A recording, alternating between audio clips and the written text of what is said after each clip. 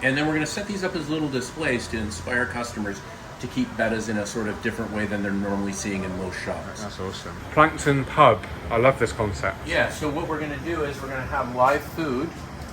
So baby brine shrimp, daphnia, copepods. Zooxae. How do you say it? Well, it depends, because sometimes if you're like a masochist, then no. You don't want to be treating other people the way you want to be treated. Hi Jen, this is Jen. Hi. I'm George.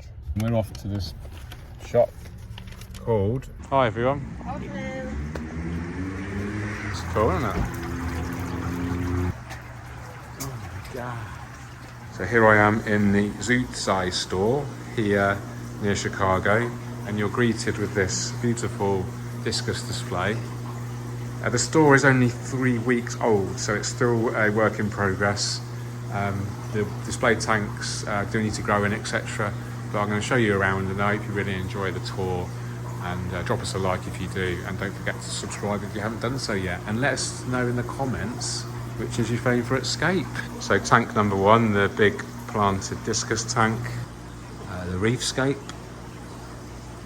the Nature Aquarium Cube Aquascape, the Congo Tetrascape, the Shallow Pond, and the Cherry Barb Nanoscape. So I'll just walk through to give you an overall impression. Here's the counter, reef display, really comfy seating area. Got a large sort of cube, hardscape heavy display with Tetris. Dry goods area, loads and loads of stock, reef and freshwater. Here we've got a lovely exposed kind of air plant display here. These are unique to the shop, SR Aquaristic. These are actually concrete, really cool. I do love this scape though. So bearing in mind these displays are only 3 weeks old, and it's obviously not mature and going through their some algae phases, etc. But you can still see these beautiful fish. And these are a species of Congo tetra. I forget the scientific name. Look at that iridescent colours on the scales, absolutely beautiful.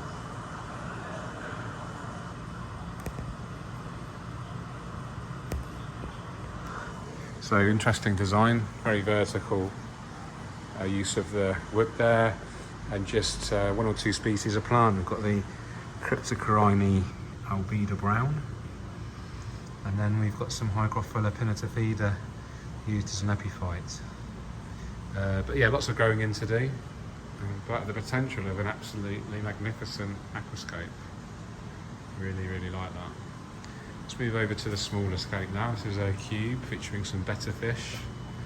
Again, most of the scapes here are hardscape heavy without so much planting, and that's okay. I think it shows customers how easy it can be to create a high impact aquascape. You know, you don't need necessarily to have loads and loads of plants, CO2 injection, you know, all the complex stuff. You can keep it really simple and still have a really beautiful display.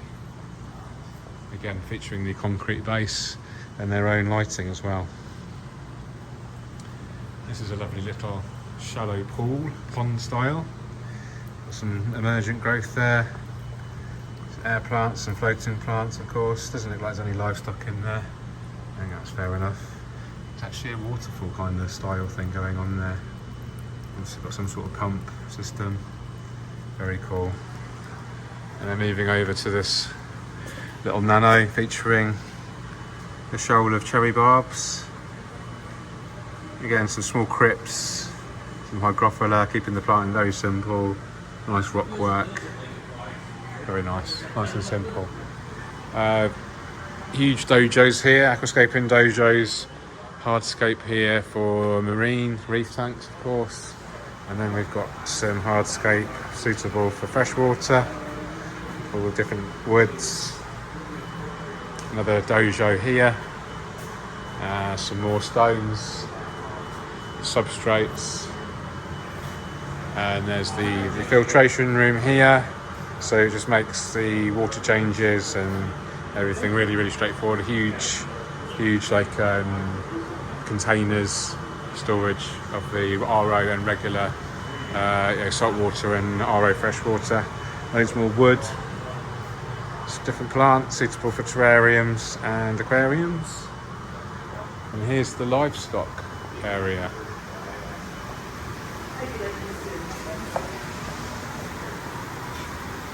So all the fish, fresh water, salt water, really impressive.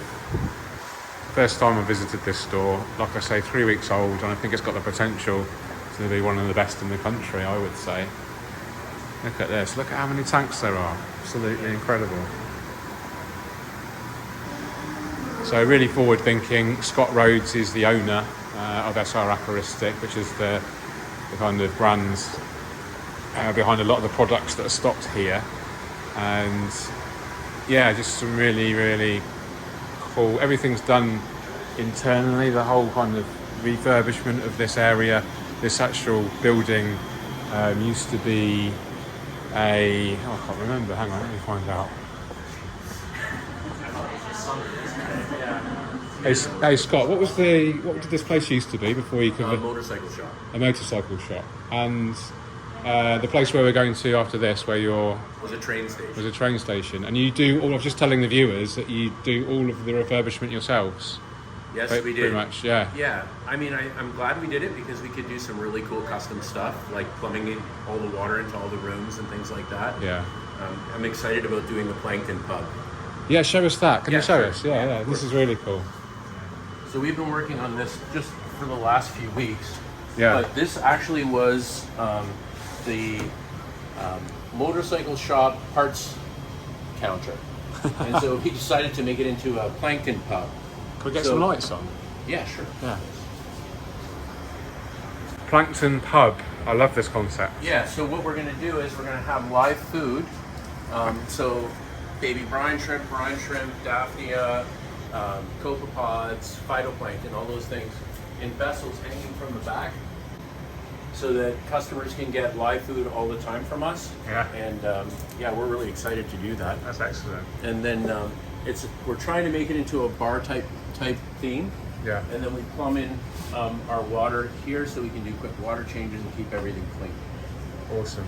It's really impressive, and I was just telling the viewers how like forward thinking you are, and the name. What does the name come from? So Zooxae, that's Zooxae. how we pronounce it. Okay. Doesn't make sense based on how it's spelled, but basically it's the short form of Zooxae algae. Okay. So the balance between animal and plant.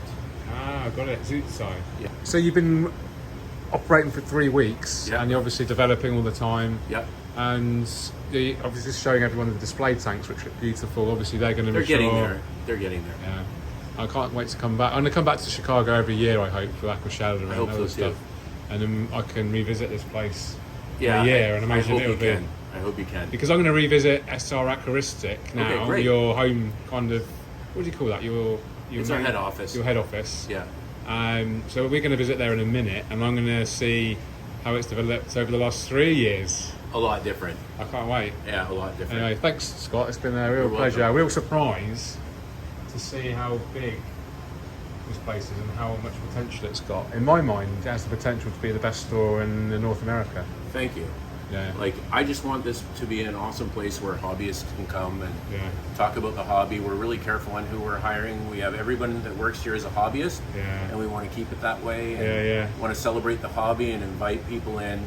That's 'Cause what the couches are all I about. noticed you got the couches, and in my mind, that's exciting. That's exciting crossover between retail and building the community, because we obviously got social media, which we can do virtually quite easily, but it's not until you get people in physical spaces I to agree. actually have that live, real-time dialogue. Inspiration, dialogue. Inspiration, and you can have. I guess you'll be hosting mini events and Yeah, things we're like this. actually working on an event coming up called Wine and Wabikuza. Oh wow! So we're gonna get one of the speakers from CAPS to come in Yeah. and teach Wabikuza, and then we're gonna have a wine bar. Awesome. And the whole idea of that is to inspire people that are not normally aquarium keepers to come in and be Yeah. excited about what we love.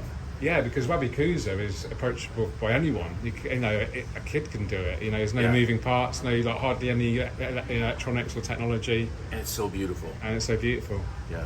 Okay, thanks for your time, Scott. You're welcome. Yeah, so we're going to set up, these are all going to be beta tanks. We want to keep betas in a bigger environment that's heated, that's better for the fish itself, so we can show off all the beautiful colors. Yeah.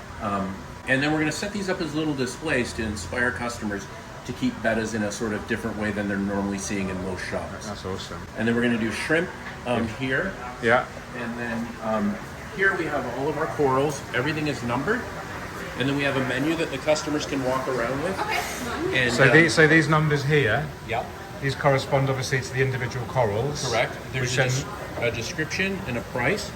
Emily's been working on all the descriptions and doing a great job.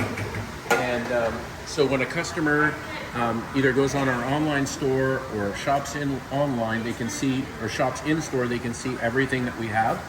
We're working on TV monitors that will show what we have in stock and with the description, so it'll help customers. Wow. And then one thing that we're doing a little bit different is all the fish that we're stocking are fish for a planted aquarium. So we're not carrying any African cichlids. Basically anything that you see in our fish systems could also be incorporated into a planted aquarium. Awesome. I like that. Same thing on the reef side. On So the reef, everything you stock is suitable for your actual kind of philosophy. yes. You kind of, so yeah, I really like that idea. Yeah, you're not just selling stuff for the sake of it. You're doing it because it's telling the story that you want to tell. Well, we want to create natural environments, so we're not carrying any super big fish because most people don't have bigger aquariums that are suitable for those fish. So we're carrying mostly smaller nano fish, schooling fish to create environments with the plants, and that way it becomes more of a hobby, not just a fish tank. Love it. And we're using the same philosophy on the reef side. We're not carrying any fish that are necessarily for fish-only tanks. We're carrying things that would be suitable for a reef-type aquarium. So again, creating an environment around the fish and the plants. That's awesome. And what's your? Let's just walk and talk. What's your history, if you don't mind sharing? Because you come from an aquatic background, of course. Yeah, I was fortunate enough to work for some amazing companies. My first sort of job in the industry was with Sarah, Germany. I worked there for about 10 years, and I was North American sales manager for them, which sounds really exciting, but I think we had 9 customers, so it's not so exciting. But an amazing company with amazing people. And then fortunate enough to work for Rolf C. Hagen in Montreal. Oh, wow. I worked there for 10 years doing product development with Horst Hagen. So that was probably one of the most amazing things I've ever done in my life. Great people, great company. Fortunate enough to work with someone that's so amazing as Horst Hagen. So very fortunate to do that. And then I met an American and moved to the United States, and I was VP of product marketing or marketing for Aquascape, which is a pond company. I heard of those guys. They're actually close to here. Yeah. And then I was working there for about 10 years and decided that I had missed my roots of aquariums. And I talked to the owner, Greg, and I said, hey, I kind of want to do this part-time and see where it goes. And he encouraged me, amazing human being. And he said, you should follow your passion. Good. And so after about 2-3 years of doing that, I decided to partner with Amar, my business partner, and start all of this. Wow. So, and how long ago was that then? 3-4 years? 5 years. 5 years now. Yeah, Okay. 5 years. Well, congratulations. Yeah, it's great to have an amazing partner that also loves the hobby. It's important. And I'm excited for the future for this company and for SRA. And Oh, good. Well, congratulations, and thank you. I can't wait to see you guys next year. Thank you, man. Cheers, man. Thank you. What food is it? So I'm mixing some brine with mysis. We actually just got a bunch of new saltwater fish in, so I just want to get them eating. So we're just gonna do some brine shrimp, something that everybody loves. Cool. So we'll rinse it, and then we'll. And why do you rinse it? Why do we rinse it? Yeah. Just because it comes frozen, and you never know what kind of stuff is in it. Okay. Hello as well. Yep. So that's garlic, is it, basically? Yeah, it's got garlic in there, and then it's got some other vitamins and stuff. Oof. Yeah, it smells lovely, doesn't Wow. it? I can see why the fish go for that. Oh yeah, they love it. So it helps the new guys eat for sure. Oh, use a syringe and Yep, everything. so we're gonna syringe it just because it's easier to do it that way. So we just got here this week. Okay. Because you haven't been open long, have you? Only 3 weeks. No, we haven't been open very long, but we have had fish going before we even opened our doors. So, because we've had the tanks running, Yeah, we cool. wanted to get them nice and stable, but we threw a bunch of live rock in there, so we kind of cheated. Yeah. Check out these hermit crabs. They're on the move, aren't they? Yeah, those are electric blue hermit crabs. No, there's water there, there's food in there, don't they? Oh yeah, Yeah. they're very food driven for sure. All those little inverts are. Cool, I think everyone's waiting for me to go, so I'm going to have to say cheerio, Emily. It's been lovely to meet you. Oh, thank you. Take care. It's been good to meet you. Cheerio.